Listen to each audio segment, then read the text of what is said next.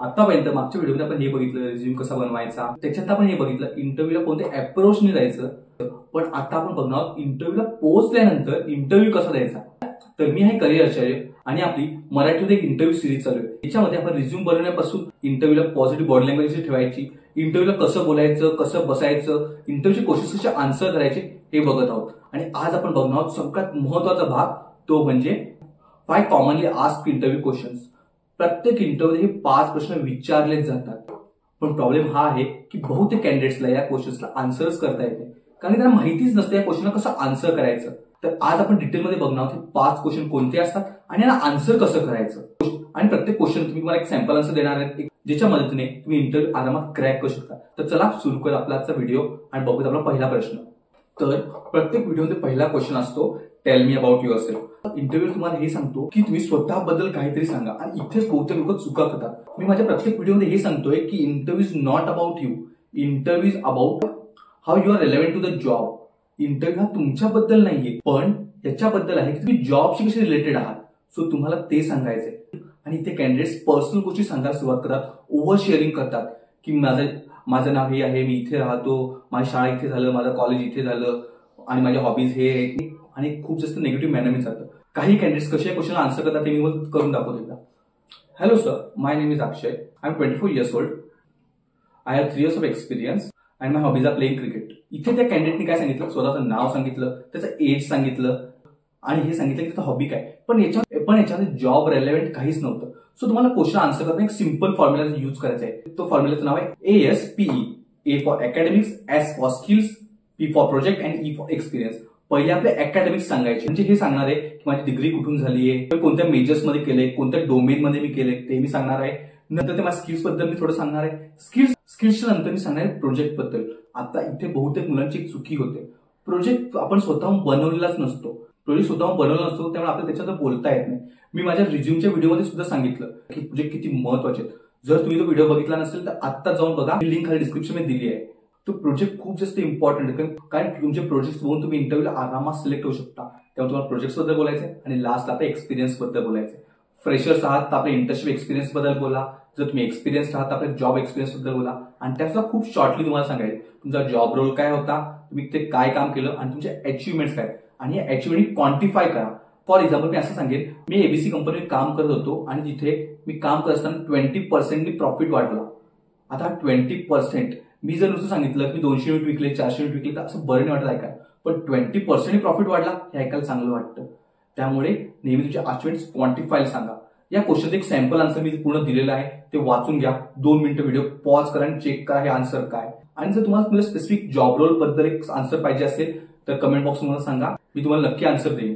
जाऊयात आपल्या सेकंड क्वेश्चनच्या बद्दल. सेकंड आणि खूप महत्वाचा प्रश्न, what are your salary expectation. आपण जॉब सॅलरीसाठीच करत असतो, हे आपल्याला सुद्धा माहिती आहे, इंटरव्ह्यूला सुद्धा माहिती आहे. पण ती सॅलरी कशी निगोशिएट करायची हे आपल्याला माहिती असायलाच हवं.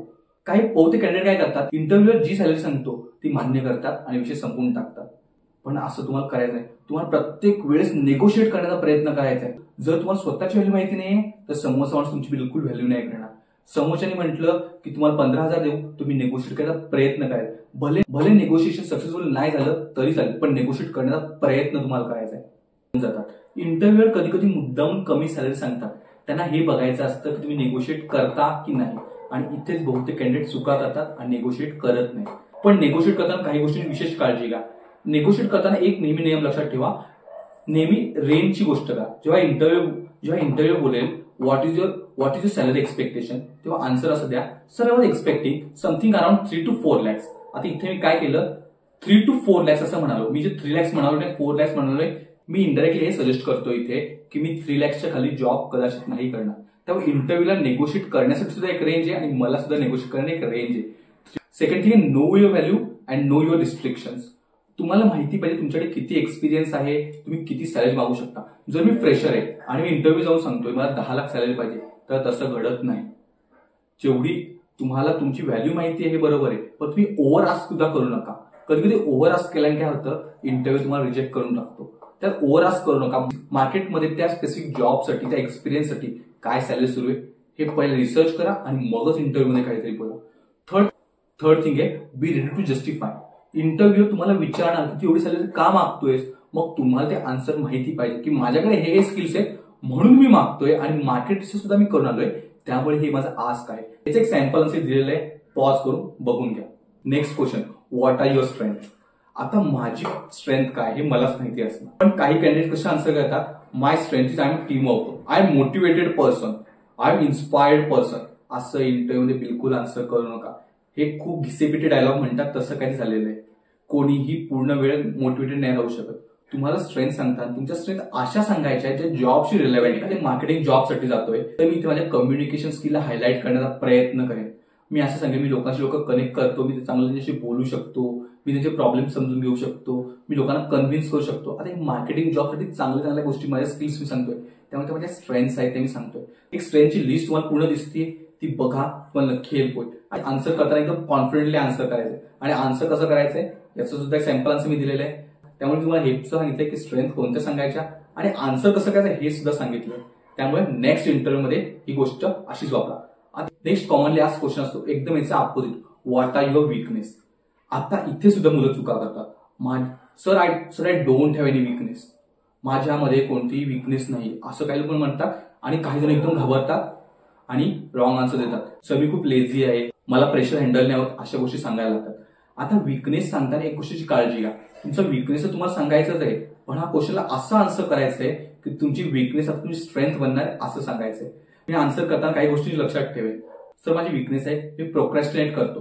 प्रोक्रॅस्टिनेट करणे म्हणजे आजची गोष्ट उद्यावर ढकलणे, आणि त्यासाठी मी सोल्युशन सांगेन की ती सुधारण्यासाठी आता मी डायरी रायटिंग सुरू केलंय, मी रोजची माझी एक टू डू लिस्ट बनवतोय. मी हे स्पष्ट करतोय की माझ्यात विकनेस तर आहे, पण मी ती सुधारण्याचा प्रयत्न सुद्धा करतोय. किंवा तुम्ही तुमचा विकनेस असा सांगू शकता जो जॉब रेलेव्हंट बिलकुल नाहीये. जसं की जर मी एखाद्या सॉफ्टवेअर डेव्हलपरच्या जॉबसाठी गेलोय तर तिथे मी सांगेन सर माझे कम्युनिकेशन स्किल्स थोडे वीक आहेत. आता सॉफ्टवेअर डेव्हलपमेंट हा एकट्याने बसून करण्याचा जॉब आहे, तिथे एवढं काही कम्युनिकेशन स्किल्सचा संबंध येणार नाही. त्यामुळे मी अशी गोष्ट सांगतोय जी म्हणजे जॉब रेलेव्हंट नाहीये, जी म्हणजे विकनेस आहे, पण त्याचा मला जॉबवर काही फरक नाही पडणार. तर असं तुम्ही या क्वेश्चनला आन्सर करू शकता. सॅम्पल आन्सर इथे दिलेलं आहे, तुम्ही चेक करू शकता. याच्यामध्ये इथे मी हायलाइट करतो माझी विकनेस काय आणि ती मी कशी सॉल्व्ह करायचा प्रयत्न करतो. नेक्स्ट कॉमनली लास्ट क्वेश्चन आहे, why do you want this job. तुला हा जॉब का हवाय. या क्वेश्चनचा आन्सर करताना कॅन्डिडेटला माहिती नसतं नक्की काय बोलायचं. जॉब का हवाय, पैसे मिळतील म्हणून हवाय, लाईफमध्ये सिक्युरिटी पाहिजे म्हणून जॉब हवाय. पण इथे आन्सर करताना खूप जास्त जपून आन्सर तुम्हाला करायचंय, खूप डिप्लोमॅटिकली आन्सर करायचंय. तुम्हाला या क्वेश्चनला आन्सर करताना दोन गोष्टी लक्षात ठेवायच्या. पहिली गोष्ट म्हणजे की तुमचे जे ड्रीम्स आहेत त्या जॉबशी कसे रिलेव्हंट आहेत हे तुम्हाला सांगायचंय. सेकंड तुम्हाला हे सांगायचंय की याच कंपनीसोबत तुम्हाला काम का करायचं, याच कंपनीसोबत काम का करायचं याचा आन्सर तुम्हाला मिळेल तुमच्या व्हिजन आणि मिशन मधून. तुम्हाला कंपनीच्या वेबसाईटवर जायचंय, त्यांचं व्हिजन आणि मिशन बघायचं, त्यांचं व्हिजन मिशन काय ते समजून घ्यायचंय. आणि हे सगळं करताना तुम्हाला कंपनीबद्दल खूप रिसर्च लागेल. कंपनीचे प्रोडक्ट्स काय, त्यांचे फ्युचर प्रोडक्ट्स काय, ते सोशल रिस्पॉन्सिबिलिटी म्हणून काय करतात हे तुम्हाला माहिती असलं पाहिजे, तेव्हाच या क्वेश्चनला तुम्ही आन्सर करू शकता. या क्वेश्चनला खूप सारे डिप्लोमॅटिक तुम्हाला आन्सर करायचं. सॅम्पल आन्सर इथे दिलेलं आहे, तुम्हाला समजायला ते बरं पडेल. तर हे होते आपले 5 कॉमनली आस्क्ड इंटरव्ह्यू क्वेश्चन. या प्रत्येक क्वेश्चनसाठी एक सेपरेट व्हिडिओ होऊ शकतो, एवढे डीप टॉपिक्स आहेत. ते व्हिडिओ मी लवकरात लवकर बनवण्याचा प्रयत्न करेन. त्याच्यामध्ये विविध आपण जॉब रोलसाठी कसे सॅम्पल आन्सर असतात ते डिस्कस करूयात. पण हे सगळं तुम्हाला पाहिजे असेल तर आजच करिअर आचार्यला सबस्क्राईब करा आणि इंस्टाग्रामवर फॉलो करा, जेणेकरून याची तुम्हाला अपडेट्स मिळत राहतील. आपल्या त्या रिलेटिव्ह सोबत, आपल्या त्या मित्रासोबत शेअर करा जो आता इंटरव्ह्यू देतोय. भेटूया आपल्या पुढच्या व्हिडिओमध्ये. तिथपर्यंत काळजी घ्या आणि इंटरव्ह्यूसाठी प्रिपेअर करत राहा.